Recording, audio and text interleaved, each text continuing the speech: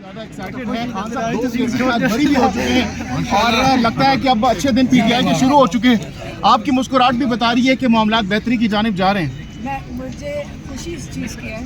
کہ جب عامر فاروق صاحب جو یہ موبائل نیچے کریں گے آپ وہ جتنی مرضی محنت کریں گے, وہ بڑے سوالات انہوں نے پوچھے کیس کے بارے میں, اور جتنے سوالات جج صاحب ہمارے لائر سے سلمان صفدر سے پوچھ رہے تھے, ہر سوال سے پتہ چل رہا تھا کہ کتنا خوفناک طریقے سے, بے دردی طریقے سے انصاف کی میں کہتی ہوں کہ ہر دھجیاں اٹھائی گئے ٹرائل کورٹ کے اندر. تو اب ججز کو تو نہ تو صرف یہ کیس کی کنوکشن اوور ٹرن کرنی چاہیے, کسی کو تو اس کا جواب دینا چاہیے کہ اتنے مہینوں سے شاہ محمود قریشی اور عمران خان جیل میں کیوں بیٹھے ہیں, کون سی غداری کی تھی یہاں پہ. جنہوں نے کیس کیا تھا کیا نام ہے, رانا ثناء اللہ کو بھی بلانا چاہیے, جنرل باجوہ کو بھی بلانا چاہیے. یہ سب کو آ کر اب پاکستان ایک وقت آ گیا ہے کہ جن کے ساتھ غداری ہوئی ہے ان کو جیل میں ڈالنے کی بجائے ان کو سوال پوچھنا چاہیے کہ آرٹیکل 6 آیا کس پہ لگتا ہے, ان پہ لگتا ہے جو ووٹ چوری کریں, ان پہ لگتا ہے جو لوگوں کا مینڈیٹ ہے اس کو ضائع کریں جب آپ ایک حکومت کراتے ہیں. اب پاکستانیوں کو سوال کرنا چاہیے کہ ہم کب تک یہ تماشا دیکھتے رہیں گے کہ جنہوں کے ساتھ غداری ہوئی ہے آج 10 سال وہ قید کے اندر کاٹ رہے ہیں بنسبت ان کے جنہوں نے غداری کی ہے. اچھا علیمہ خان صاحبہ ابھی سلمان صفدر اور دوسری جانب نواز شریف ہے, انہوں نے لندن جانے کا اعلان کر دیا. میری بات سنیں, آپ بتائیں 17 سیٹوں کے ساتھ اگر میں نواز شریف صاحب کو مشورہ دینا چاہوں تو یہ کہوں گی کہ جو چوری کی ہوئی ہیں سیٹیں, مجھے مطلب شرم تو ان کو بھی آ رہی ہے جو 17 کی ان کے پاس صرف سیٹیں تھیں,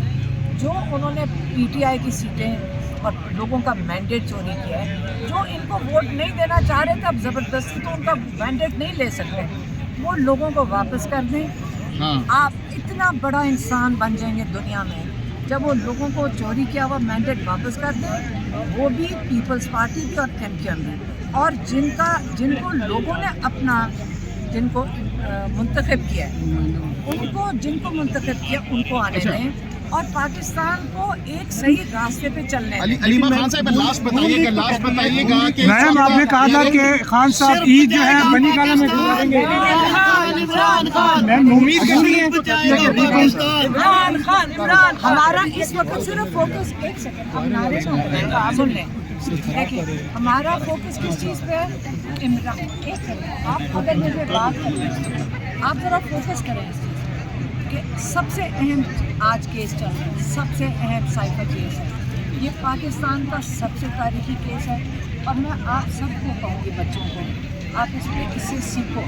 کہ آج ہمارے ملک میں جن کے ساتھ غداری ہوئی ان کو آج آپ نے جیل میں ڈال دی, اور ہمیں تھوڑا سا جو جوڈیشل سسٹم ہے اس کو بھی شرم آنی چاہیے, ہمیں سب کو شرم آنی چاہیے پاکستانیوں کو کہ آج اگر اس کیس کو دیکھیں, اس کو پاکستان کے لیے ایک عبرتناک کیس سمجھیں. آج اگر اس کے اوپر انصاف نہ ملا عمران خان کو اور شاہ محمود کو, میں آپ کو بتا رہی ہوں پاکستان میں اس کے بعد عمران خان کہتے ہیں کہ کوئی پرائم منسٹر سر اٹھا کر اپنی ملک کی حفاظت نہیں کر سکتا. اچھا علیمہ خان صاحب لاسٹ بتائیے گا, اس وقت پی ٹی آئی کارکنان بہت زیادہ ایکسائٹڈ ہیں خان صاحب کی رہائی کو لے کر. آپ عمران خان کی بہن ہیں, بطور